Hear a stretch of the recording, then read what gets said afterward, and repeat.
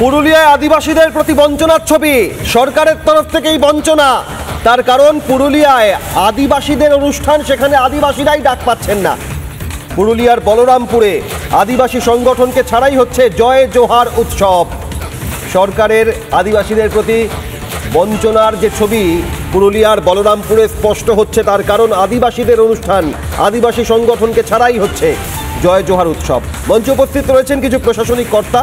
মঞ্চের সামনে ফাঁকা চেয়ার, শূন্য চেয়ারেই সরকারি অনুষ্ঠান চলছে। আদিবাসী সংগঠনকেই আদিবাসীদের অনুষ্ঠানে কোনো ডাক নেই, ডাকা হয়নি। পুরুলিয়ার বলরামপুরের এই ছবি, জয় জোহার উৎসব হচ্ছে কিন্তু আদিবাসী সংগঠনকেই জানানো হয়নি কোনো আমন্ত্রণ। আদিবাসীদেরকে নিয়ে যে একটা অনুষ্ঠান হচ্ছে সেই খবরটাই প্রথম শুনছি আপনার কাছ থেকে।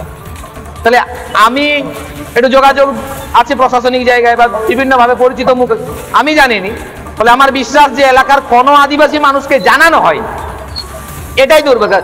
জয় জোহার মেলা নাকি আদিবাসী মেলা, অথচ আদিবাসীরা জানেনি। এখানে লক্ষ লক্ষ টাকা করে খরচ করে জয় জোহার মেলা করা হচ্ছে, কাদের জন্য, কি জন্য, উদ্দেশ্য কি? এটাই তো আমাদের বারবার প্রশ্ন। এর মধ্যে কোথাও না কোথাও কিছু রহস্য আছে। এই আদিবাসী উন্নয়নের নামে, আদিবাসী মেলার নামে একটা ষড়যন্ত্র শুধু নয়, এটা গভীর দুর্নীতি এখানে।